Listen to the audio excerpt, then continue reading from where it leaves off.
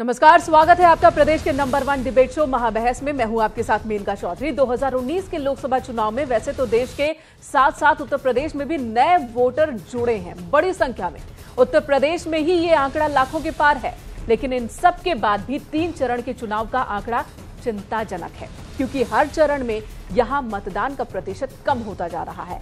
कम होते इस मतदान ने प्रत्याशियों के माथे पर भी चिंता की लकीरें खींच दी है। ये रिपोर्ट देखिए, फिर इस अजब रुझान को समझने की कोशिश करेंगे कि आखिर इसके मायने क्या है। ज्यादा मतदान हो और देश को नया प्रधानमंत्री मिले, इसलिए भी मतदान हो। देश के सभी नागरिक भाइयों बहनों से आग्रह करूंगा, पूरे उमंग उत्साह और एक उत्सव के रूप में सब मतदान करें। मैं देश भर की सभी सीटों के मतदाताओं को अपील करना चाहता हूं कि भारी संख्या में निकलकर लोकतंत्र के उत्सव में अपनी हिस्सेदारी दर्ज कराएं।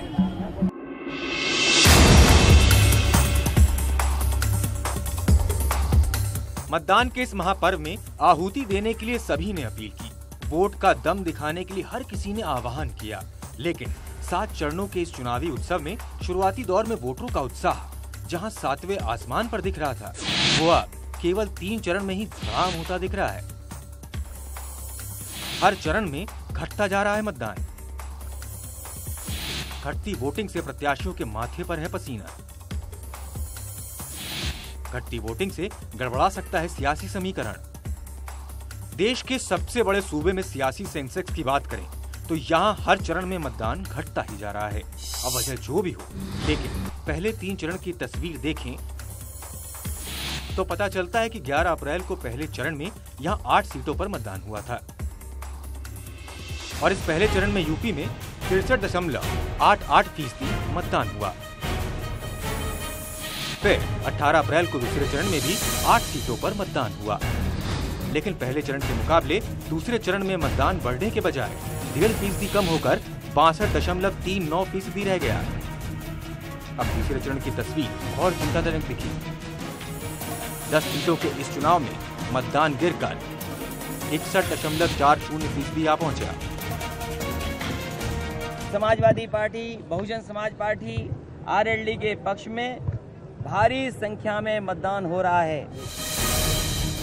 2019 के इस महासमर में यूपी में कम मतदान ने यहाँ प्रत्याशियों की पेशानी पर पसीना ला दिया है, क्योंकि 2014 में इसी मौसम में चुनाव हुआ था, लेकिन तब की तुलना अब देखें तो फिरोजाबाद, संभल, मैनपुरी, एटा, बदायूं और आंवला में भी कम मतदान हुआ है, जबकि इन सीटों पर मुकाबला बढ़ा है। संभल में 62.4 था, अब 61.8 हुआ है। फिरोजाबाद में पिछले बार 67.61 था, इस बार 58.8 हुआ है। मेरे ख्याल में इस पूरे 10 निर्वाचन क्षेत्रों में सबसे इस पिछले की तुलना में फिरोजाबाद में पोलिंग परसेंटेज में कमी आई है। मैनपुरी में पिछले बार 60.65 था, इस बार 57.80, इसमें भी कमी आई है। बहरहाल वोटिंग के बढ़ते आंकड़ों से जहां नई उम्मीदें अंगड़ाई लेती हैं, वहीं कम मतदान अक्सर गम का सबब भी बनता है। ऐसे में कम मतदान ने जहां प्रत्याशियों के माथे पर पसीना ला दिया है, तो वहीं सियासी पार्टियों के माथे पर भी चिंता की सिलवटें पड़ने लगी हैं। अब सवाल ये है कि क्या मतदान का घटता प्रतिशत सियासी समीकरण भी बिगाड़ सकता है?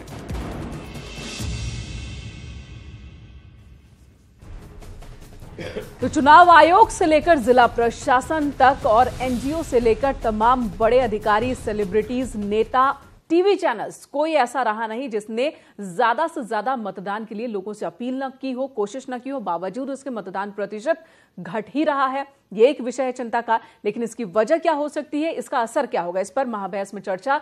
इस वक्त अमिताभ अग्निहोत्री, एग्जीक्यूटिव एडिटर, हमारे साथ स्टूडियो में मौजूद हैं। मनीष शुक्ला हैं, प्रवक्ता बीजेपी, प्रियंका गुप्ता हैं, प्रवक्ता कांग्रेस, अमित जामेई हैं, प्रवक्ता समाजवादी पार्टी, अवधेश वर्मा हैं, दलित चिंतक, रामेश्वर पांडे, राजनीतिक विश्लेषक। आप सभी का बहुत बहुत स्वागत। अमिताभ जी, ये एक विषय है कि क्यों वोटिंग परसेंटेज में गिरावट, लेकिन दूसरा विषय है कि इसका वोटिंग परसेंटेज का कम होना या बढ़ना सियासी समीकरण पर किस तरह का असर डालता है? देखिए, मुझे लगता है कि अगर पूरे देश के चुनाव में सबसे ज्यादा सरगर्म राजनीति कहीं है तो वो उत्तर प्रदेश है की जमीन पर है। पूरे देश की निगाहें उत्तर प्रदेश में है, केवल इसलिए नहीं कि 80 सीटें देते हुए भी उत्तर प्रदेश को वक्त बीत गया, और उससे पहले तो 85 सीटें थी जवाहरलाल जी के समय से, वो भी मसला नहीं। उत्तर प्रदेश की जमीन पर एक नया राजनीतिक प्रयोग हुआ है जो गठबंधन का, उसके नाते भी देश भर के राजनीतिक पंडितों की निगाह उत्तर प्रदेश में।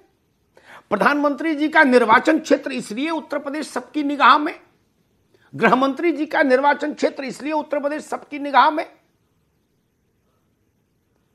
देश के आप 100 बड़े राजनेताओं की सूची बनाइए, उसमें 50 में उत्तर प्रदेश अकेले होगा, 50 में बाकी सारे राज्य होंगे।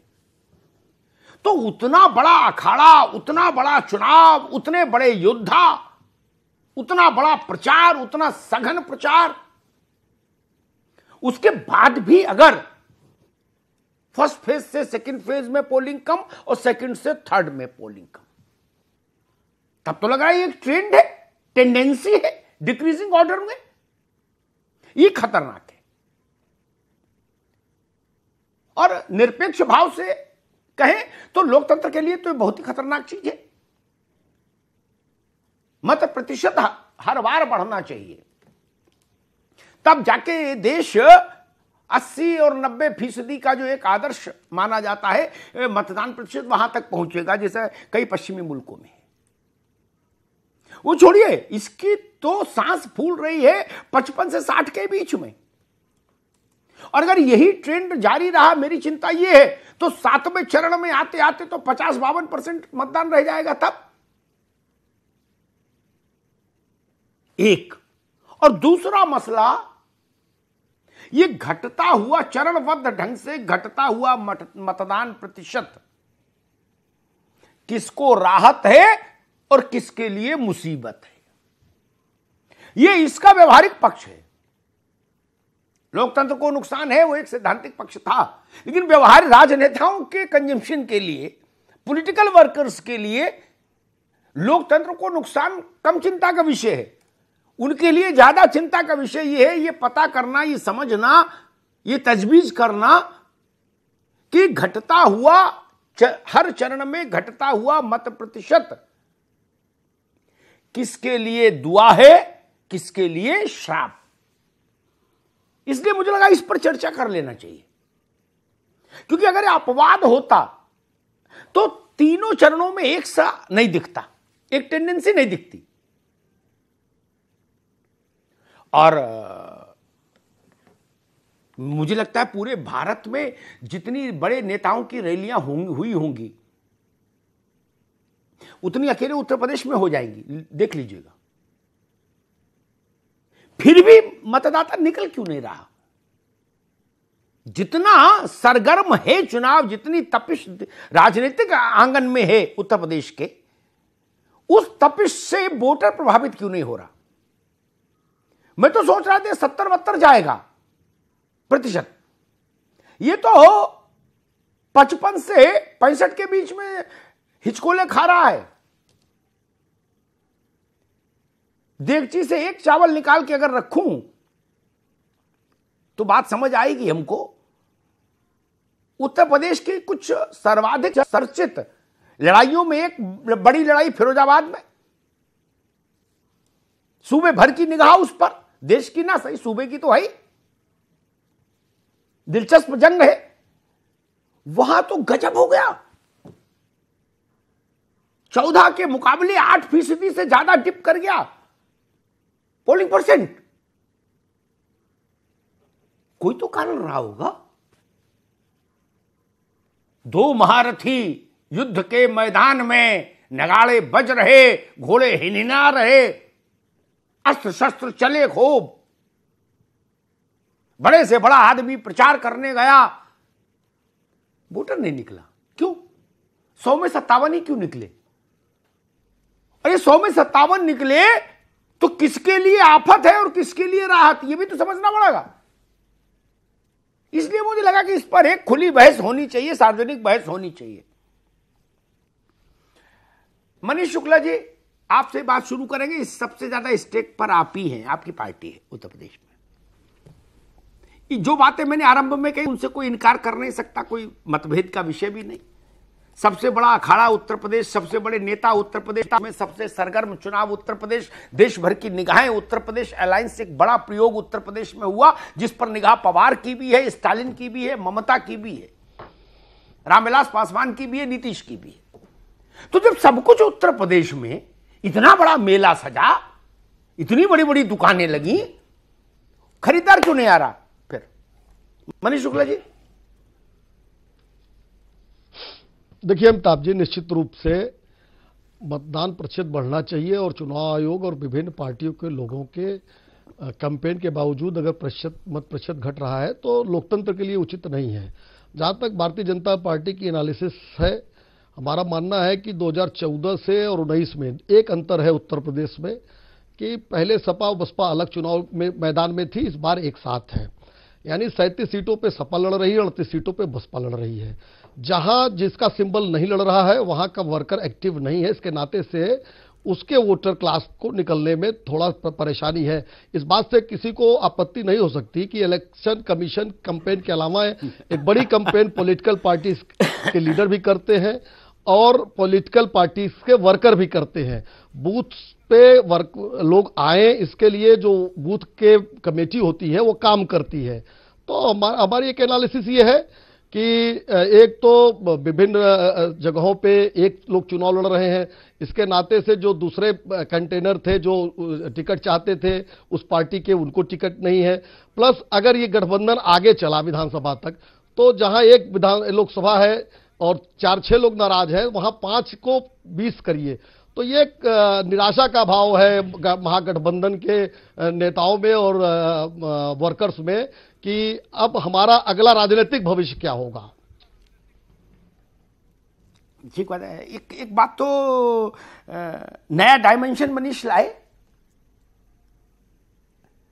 कि भाई 38-38 का मामला है, आधे आधे का, जो जहां नहीं लड़ रहा उसका वोटर नहीं निकल रहा। एक थ्योरी, ठीक है, इस थ्योरी को भी खारिज नहीं किया जा सकता।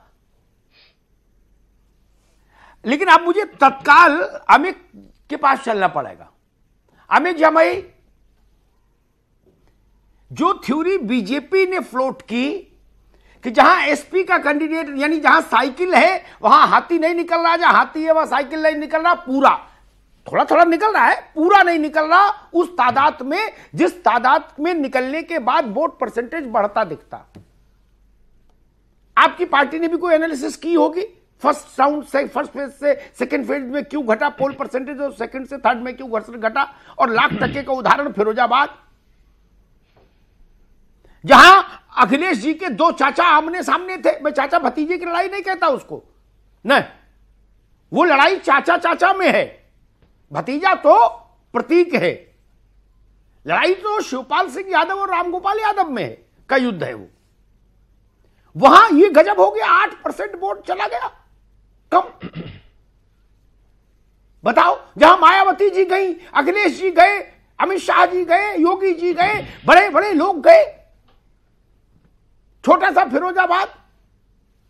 अमित जी भाई, आपके सवाल बहुत बड़े होते हैं, मेरा जवाब फिर अब लंबा सुनना पड़ेगा। देखिए, हमारे बड़े भाई मनीष भाई ने जो बात बोली है, मैं ये मानता हूं कि जब कोई नाव डूबती है तो दिल के बहलाने को कुछ बातें ऐसी की जाती हैं कि साहब कुछ दूसरों पर आरोप रखकर आप अपने आप को एक खूबसूरत अंदाज में पेश करते हैं। हमने हमेशा सुना है कि उत्तर प्रदेश में जहां से देश के प्रधानमंत्री आते हैं उसकी कमान जो है आरएसएस ने ले ली है, और जब आरएसएस कमान लेता है तो मतदाता और एक एक बूथ पे बताया जाता है कि भाजपा का कार्यकर्ता तो होता ही है, फिर आरएसएस के कार्यकर्ता होते हैं, फिर वीएचपी होता है, फिर बजरंग दल होता है, फिर इनका यूथ होता है, फिर स्टूडेंट होता है। एक बूथ पे जो कवायद अभी अखबारों में आई थी कि 200 लोग एक बूथ पे हैं इनके यहां। तो देखा जाए तो देश में जो प्रधानमंत्री जी का जो जादू है, हमेशा ये कहा जाता है कि ग्लैमर काम कर रहा है उत्तर प्रदेश में। भारतीय जनता पार्टी चुनाव नहीं लड़ रही, आप मान रहे हो जादू है ना प्रधानमंत्री का। तो सवाल यह है कि नहीं, सुनिए, सुन लीजिए ना, ये तो आपको खुश करने के लिए बोल रहा हूं मैं ये कह रहा हूं कि जो ये आप बात बोलते हो, अगर इतना ग्लैमर है, मनीष शुक्ला को खुश करो और मुझे खुश करने की जरूरत नहीं। उनका जादू ना चले तो मेरी सेहत पे क्या फर्क, और आपका जादू ना चले तो मेरी सेहत पे क्या फर्क। जनता का जादू चलना चाहिए। नेता आते हैं और जाते हैं। अमिताभ भाई, मैं वही कह, समझ लीजिए ये बात। अमिताभ भाई, मैंने बहुत दौर देख लिए कि सवाल यह है कि प्रधानमंत्री जी का जो ये पूरा ये जो जलवा अलवा था, ये जलवा उत्तर प्रदेश की जनता ने खत्म कर दिया है। अब भारतीय जनता पार्टी के पास कुछ बचता नहीं है। अब सवाल यह कि ये जो गठबंधन है, जो हमने सोशल इंजीनियरिंग और जो सोशल हमने फैक्टर्स को लोग लेकर हमने एक गठबंधन जो अलग अलग रंग के हमने लाल, नीला और हरा लोगों का जो गठबंधन बनाया है, आप ये बात तो जानते हो कि हमारे दलों का कुछ इंटैक्ट मिनिमम वोट है जो बीएसपी का कभी भी हटता नहीं है, समाजवादी का कभी जाता नहीं है, आरएलडी का कभी हटता नहीं है। तो अगर आप बीजेपी का एक ले लो वोट शेयर, अगर आप आरएलडी, बीएसपी और समाजवादी का अगर आप वोट जोड़ लो, तो भारतीय जनता पार्टी उसमें कहीं सामने नहीं है। फिरोजाबाद की आपने जो बात बोली है, वहां पे 58% वोट शेयर अकेले हमारा गठबंधन का पिछले में था। अब आप सोचिए कि हम अकेले जब लड़े थे तो 58% के सामने भाजपा 38% कहां पर है। और शिवपाल जी हो या तीसरी कोई भी दल हो या कांग्रेस हो, सबको यह मालूम है। और राहुल जी ने भी बात रोकेंगे आपको, ठीक, आगे बात, अब क्या बात आ गई। थैंक यू अमित, अभी रुकना होगा। मैंने ये प्रश्न पूछा ही नहीं कि आपका फिरोजाबाद में वोट शेयर कितना है। मैंने ये कहा पिछले बार की चुनाव की तुलना में इस बार 8% कम कैसे हो गया, जब सारे पहलवान वही कुश्ती कर रहे थे। मेरा बड़ा ब्लंट सवाल था। आपका वोट शेयर कितना है, ये 23 मई को बात कह रहा हूं कि हमको अभी मत समझाओ ना। 23 मई को बात करेंगे। भारतीय जनता पार्टी अकेला कितना वोट शेयर है फिरोजाबाद में, बाराबंकी में, बदायूं में, ये तो सबकी बात नहीं। ठीक है, थैंक यू, रुकना होगा। अवधेश वर्मा, वही सवाल। अमिताभ जी आपने कई दशक देखे हैं फिरोजाबाद गठबंधन के पक्ष। रुको भाई, ठीक है भाई, आप लोग घोषणा कर सकते हो, आप लोग प्रज्ञा चक्षु हो। मैं छोटा आदमी हूं, मैं जनता का सम्मान करता हूं, मैं ईवीएम से ही सुनूंगा कौन जीतेगा। मैं इस मर्यादा का हमेशा ख्याल रखता हूं। आप लोग प्रज्ञा चक्षु हो, त्रिकालदर्शी हो, सब नेता लोग, सबको 80 में 80 मिल रही हैं। लग रहा 800 सीटों पर चुनाव हो रहा है यूपी में, ठीक बात है। चलो अवधेश वर्मा, बसपा पर भी एक बड़ा सवाल खड़ा हो रहा है। ये तो कोई नहीं कह सकता केवल बीजेपी का वोटर नहीं निकला, केवल सपा का नहीं निकला, केवल बसपा का नहीं निकला, ये तो नहीं लॉजिक चलेगा। बोलो चाहे कुछ भी, सब में से कम कम निकला। तो सवाल है, जब ये फ्लोट किया गया कि बहन जी के प्रधानमंत्री बनने के भी चांस लग सकते हैं, कोई परिस्थिति बन जाए, या अल्लाह खुदा करे कुछ हो जाए ऐसा, उस परिप्रेक्ष्य में होने वाले चुनाव में भी अगर वोट परसेंटेज घट रहा है, पहले से दूसरे में, दूसरे से तीसरे में, तो उसका क्या कारण हो सकता है? हाथी सुस्त है, साइकिल सुस्त है, क्या है?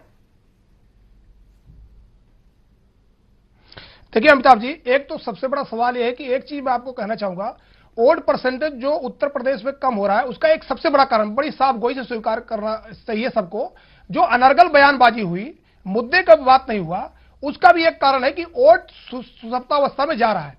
आप एक बात देखिए अमिताभ जी, आप ये बात तुरंत स्वीकार कर लेंगे।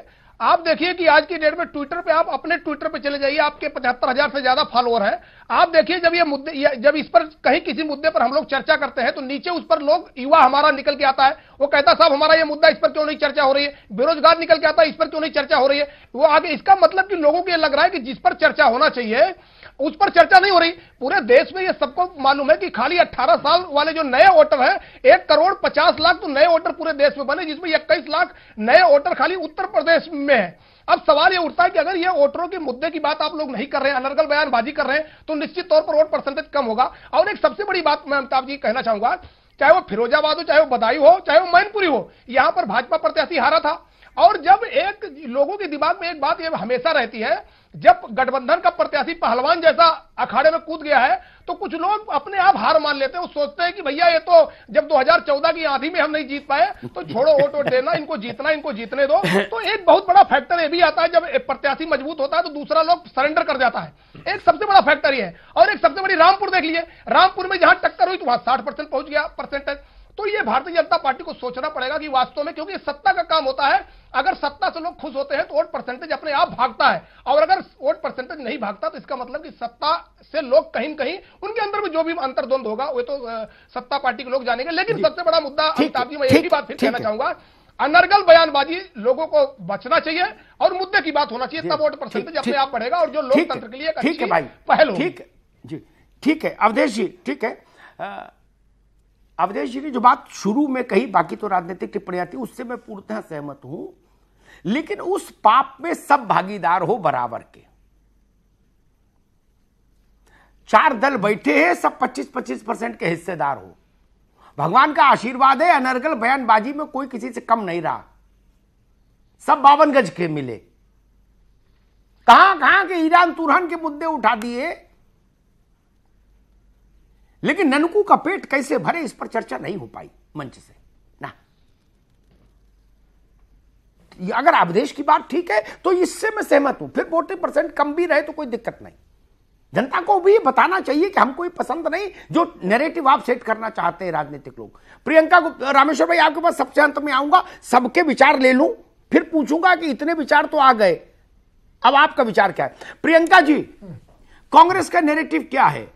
फर्स्ट से सेकंड में पोलिंग कम, सेकंड से थर्ड में पोलिंग कम, इसके पीछे वजह क्या? एक, और ये जो लगातार डिक्रीजिंग ऑर्डर में है वोटिंग, इसका पॉलिटिकल बेनिफिट किसको और नुकसान किसको?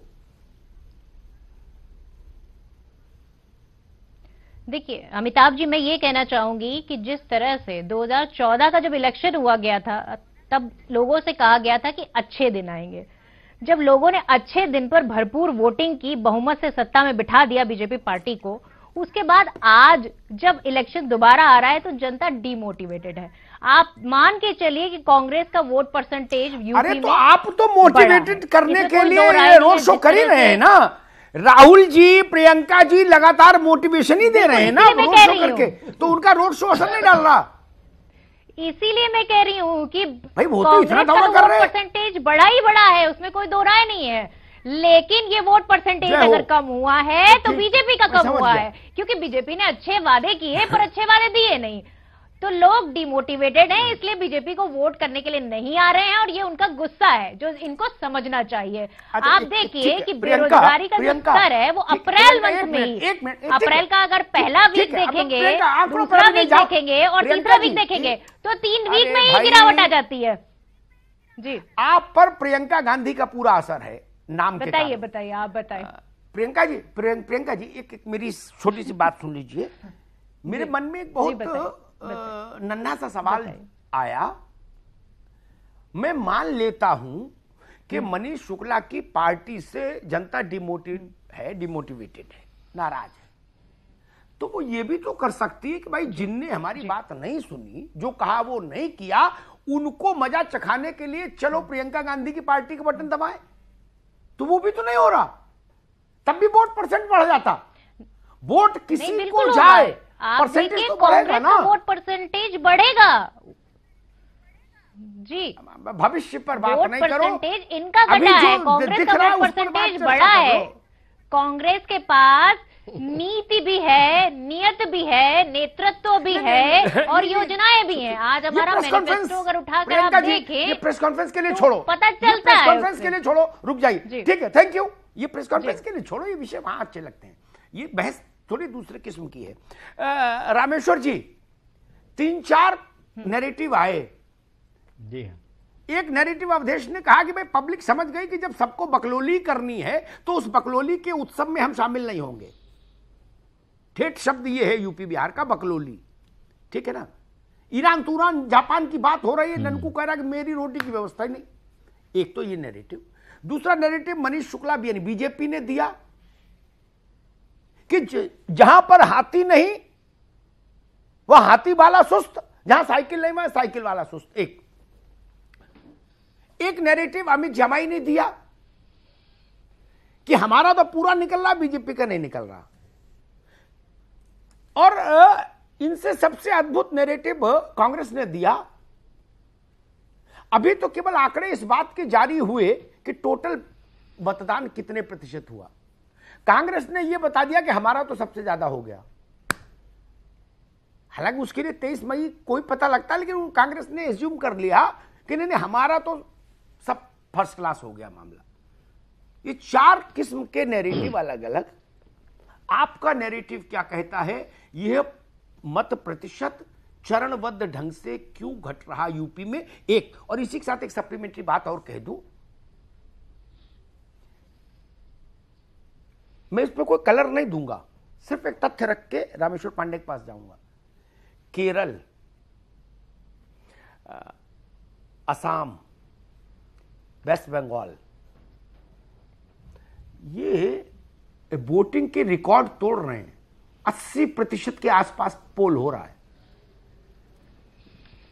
लेकिन यूपी में पोल घट रहा है। रामेश्वर पांडे, देखिए अमिताभ जी, आप इस बात को कई बार बहुत अच्छी तरह व्याख्यायित कर चुके हैं कि भारत एक महादेश है, महादेश से ऊपर भी कुछ करना हो तो कहो।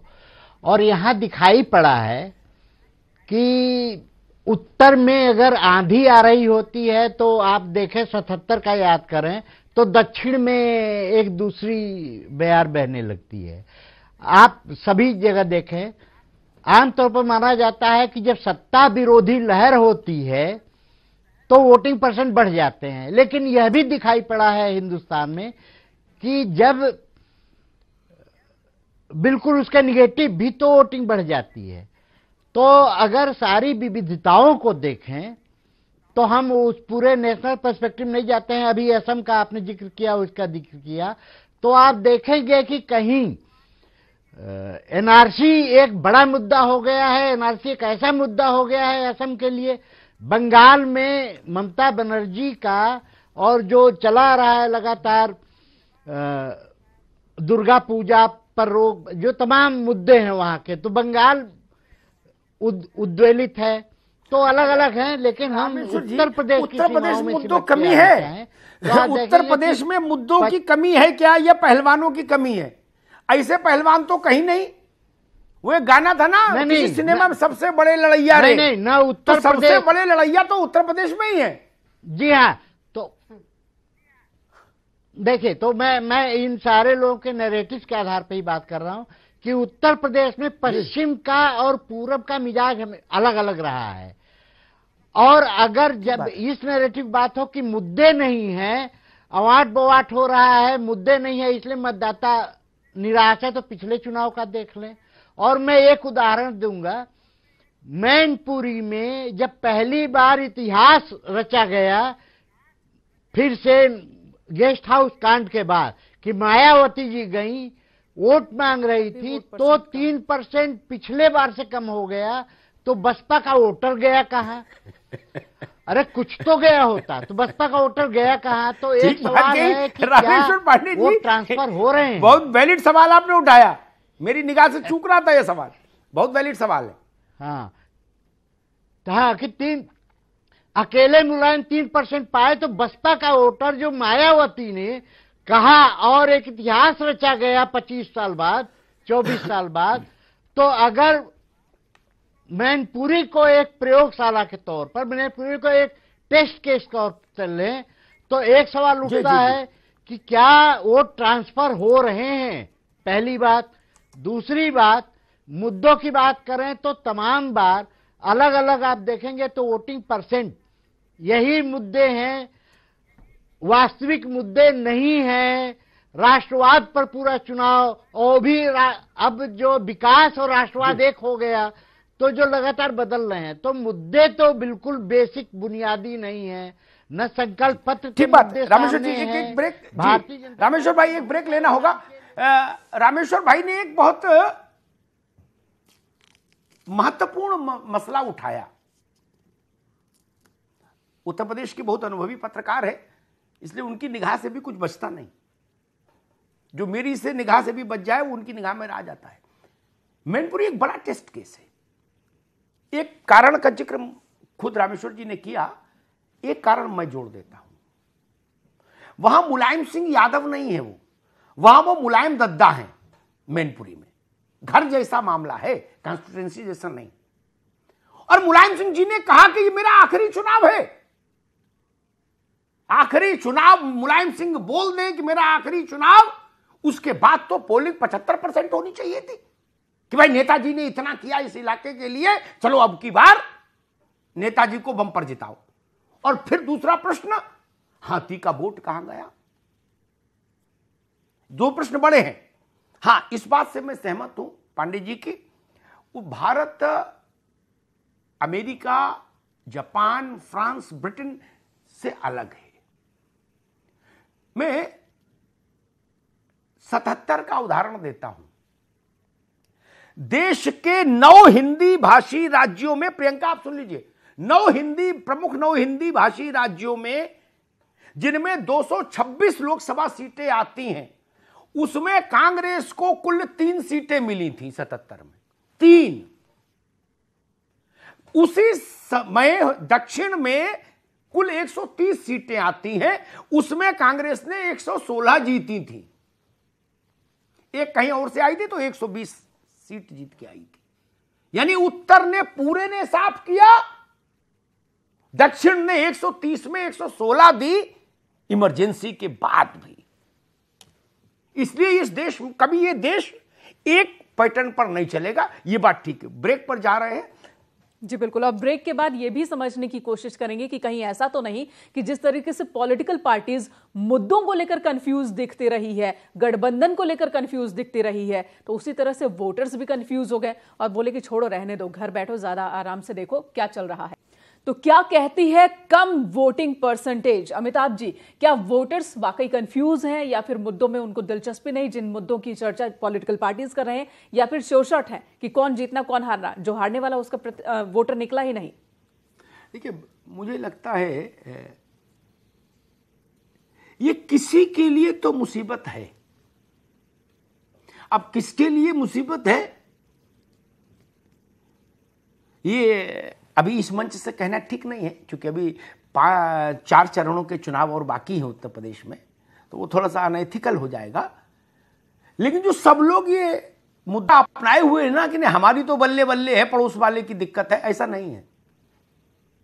ये जो 4 चेहरे यहां राजनीतिक हैं, इन्हीं में किसी के लिए मुसीबत है ये घटता हुआ वोट परसेंटेज। अवधेश वर्मा, एक सवाल बहुत वैलिड है। मैनपुरी एक अगर हम परीक्षण के तौर पर सामने रखें तो जहां खुद मायावती जी गई हो और जहां मुलायम सिंह जी ने मंच पर कहा हो कि मेरा आखिरी चुनाव है, भरपूर वोट दे देना, वहां पिछले साल से 3% वोट कम हो जाए पिछले चुनाव से। और क्या फिर डोनाल्ड ट्रंप आएंगे प्रचार करने मैनपुरी में, तब वोट मिलेगा, निकलेगा? बताओ भाई, सारे ब्रह्मास्त्र तो चल गए मैनपुरी में। बिल्कुल अमिताभ जी, आपका सवाल पूरी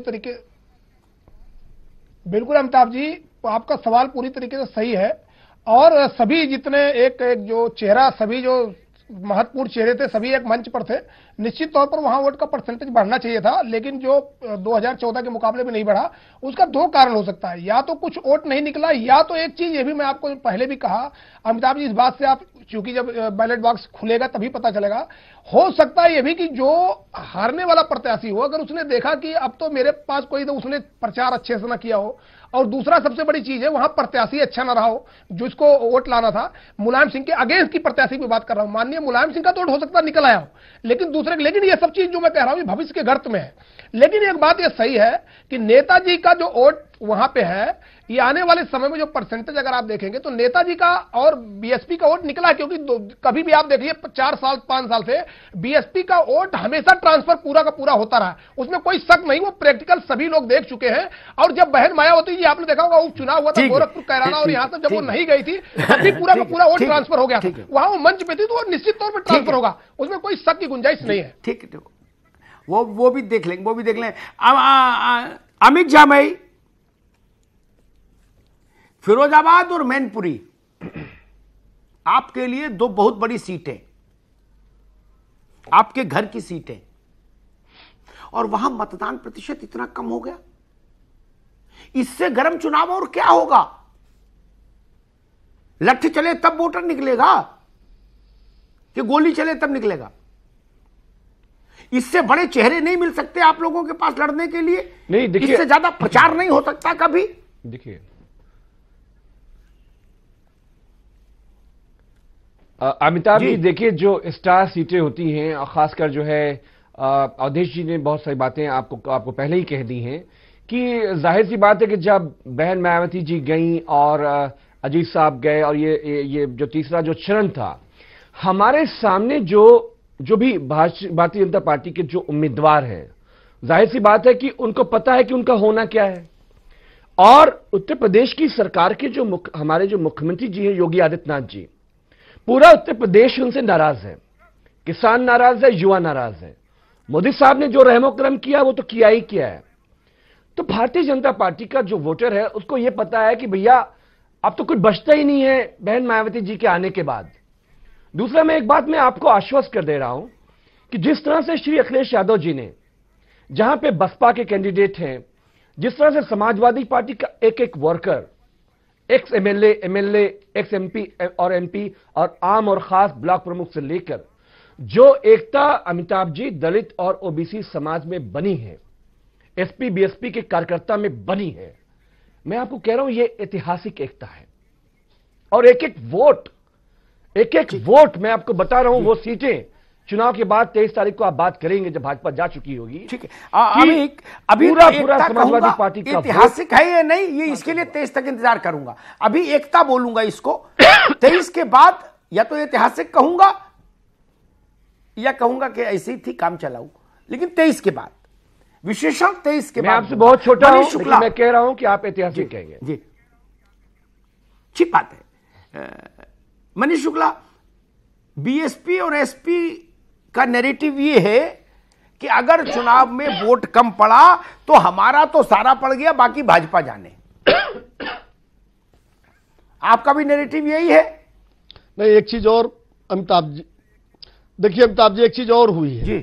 कम से कम अमीक जमई ने एक चीज माना, जहां स्टार हैं वहां वोट कम पड़ता है, यानी रामपुर से लगाए विभिन्न जगहों पे इनके स्टार नहीं थे, और अब जहां कम पड़े, जहां स्टार लड़ेंगे वहां वोट कम पड़ेगा। वे तो मैं पहली बार नैरेटिव सुन रहा हूं, जनता पार्टी का साहब आप बोल रहे थे, मैं सुन रहा था। अमिताभ जी, आपको तो अनुभव मुझसे बहुत ज्यादा है, हम लोग 91 से समझने लगे चुनाव। रामेश्वर पांडे जी बैठे और आप बैठे हैं, स्टार लड़ने पे वोट बढ़ता है कि घटता है ये आप बता दीजिएगा, हम नहीं रखेंगे, क्योंकि आप 3-4 लोग माने जाएंगे, 2 उधर एक इधर रामेश्वर पांडे जी।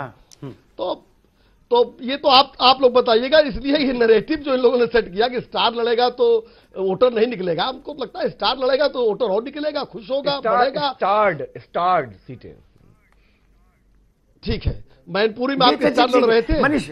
मैं कह रहा हूं कि जो ऐसी सीटें हैं, भारतीय जनता पार्टी को मालूम हमें करना क्या है वहां पे। मेरा यही मेरा जनता ने सरेंडर कर दिया। रामपुर से लेके आपके पास स्टार नहीं थे, और आज एक चीज आपने कहा कि जहां जहां स्टार लड़ेगा वहां कम हो जाएगा। और अभी अमिताभ जी से मैंने इसलिए सवाल उनसे कहा किया कि स्टार के लड़ने पे घटता है कि बढ़ता है, ये वो बताएंगे, उनकी बात माना जाएगा, हम और आप दोनों। दूसरी बात मैं कह रहा हूं कि देखिए, बंगाल को अगर आप देखेंगे तो बंगाल का रुझान आपको बता देगा कि यूपी में क्या चल रहा है।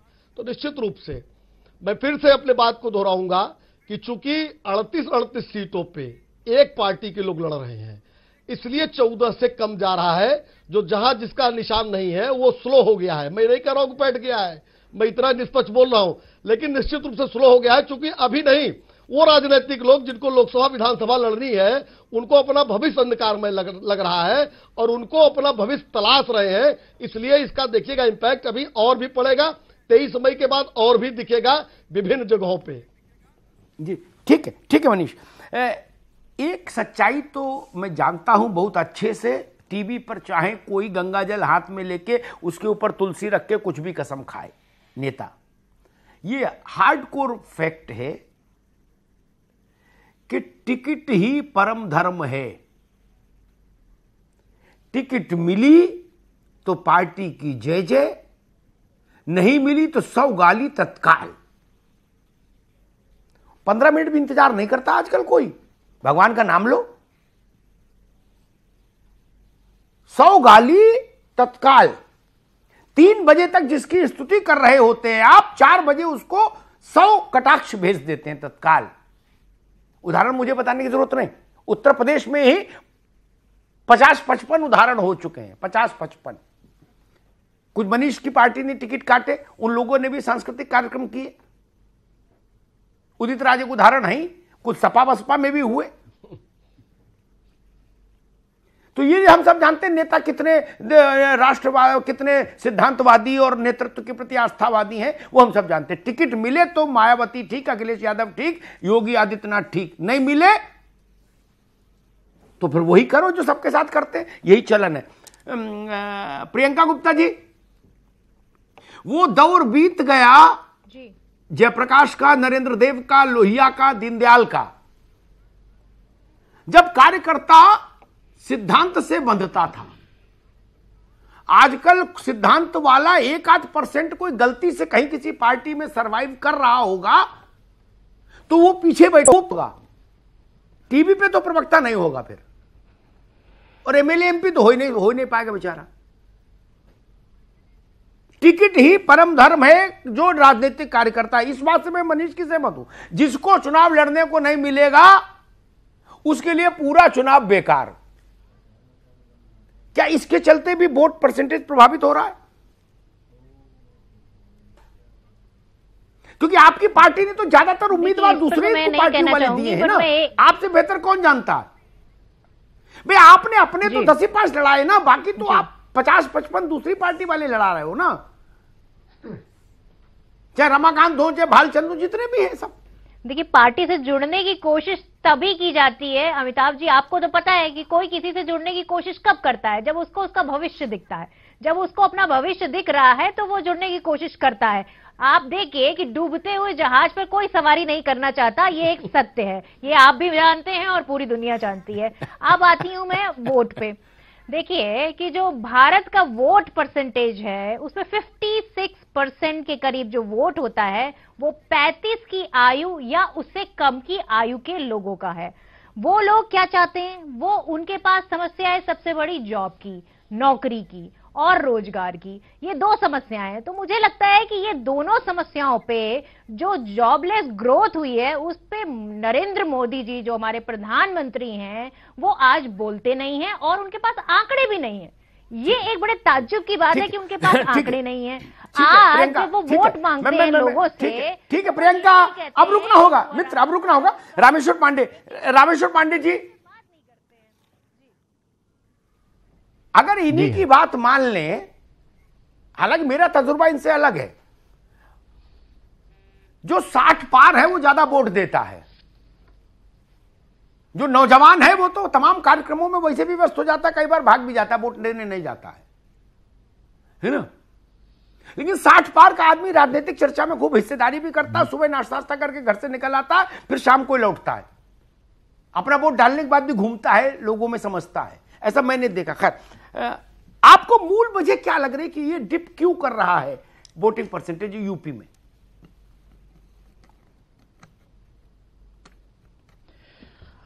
देखिए, इसके कोई एक कारण तो नहीं बताए जा सकते अमिताभ जी, लेकिन 2 चीजें दिखाई पड़ी जो मैंने आकलन किया। ये सिद्धांत और ये इन राजनीतिक दलों के लोगों का तो मेरे बड़े करीब के मित्र हैं। कई बार होता है कि राजनीतिक दलों कार्यकर्ता जो सोचते हैं, जो होना चाहिए वही सच उनके लिए हो जाता है। मेरे मित्र आखिरी समय तक 30 नंबर पर पहुंचे लेकिन वो जीत रहे होते हैं। तो सभी दलों का एक मनोवैज्ञानिक है, वो उसी को सच मानते हैं, वही बोलते रहेंगे। लेकिन जो मैंने देखा कि सपा बसपा के सारे तैयारियों के बावजूद, बड़े बड़े नेताओं के बावजूद मंच सजाए, लेकिन जो नीचे बूथ स्तर पर जो एक समरसता होनी चाहिए थी वो नहीं हो पाई। देखिए, इन लोगों ने बड़ा एहतियात बरता। इस बार आपने देखा होगा कि किसी मस्जिद से, कहीं देवबंद से कोई ये नहीं सुनाई पड़ा कि फतवा जारी हुआ, कोई फरमान जारी हो गया। सारी कोशिशें की गई। नहीं, वो तो कोई काउंटर बुखारी पोलराइजेशन नहीं से आए। बचना था। हाँ, लेकिन जमीनी स्तर पर मैं बचना था। पश्चिमी उत्तर प्रदेश में पोलराइजेशन की कोशिश सफल नहीं भी हो पाई, ये इन लोगों की समझदारी भी थी। लेकिन मैंने देखा कि पहले 2 चरणों में भी कि जमीनी स्तर पर जिस तरह का बूथ मैनेजमेंट भाजपा ने किया, जो 6 महीने, भाजपा तो मेरा ख्याल है कि 2 साल से चुनाव की तैयारी कर रही है, इन लोगों ने 5 साल चुनाव के मोड में रहती है, बंटवारे तक में देर किया, मोड में थे और सारी तैयारी की। इन लोगों ने चुनाव आखिरी समय तक टिकट नहीं फैसला कर पाए, जीत रही। यानी कि एक तो एक जमीनी संकेत स्तर पर रामेश्वर जो जी, बूथ अमिताभ जी स्तर ये पर भी जो दे रहे हैं कि समरसता होनी जो चाहिए कंफ्यूजन था तो वोटर्स इस वजह से भी निराश हुए हैं, पॉलिटिकल पार्टीज के कंफ्यूजन की वजह से, और वो मतदान केंद्र तक कम पहुंचे हैं।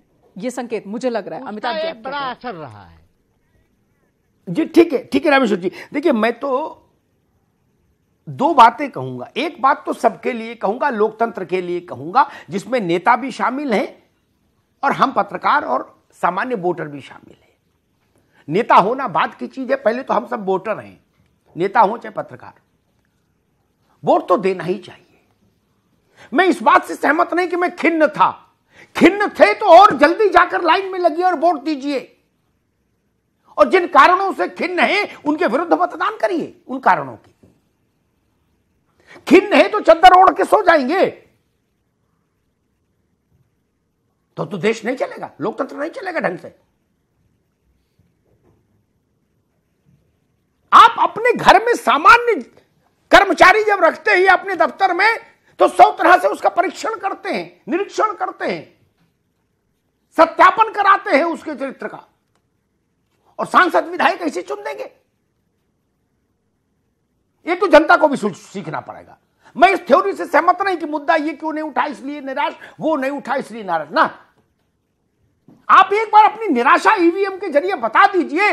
अगले चुनाव में नेता सारे राइट टाइम नहीं खड़े दिखाई दे तो कहिएगा मुझसे, एक बार आप बताइए तो।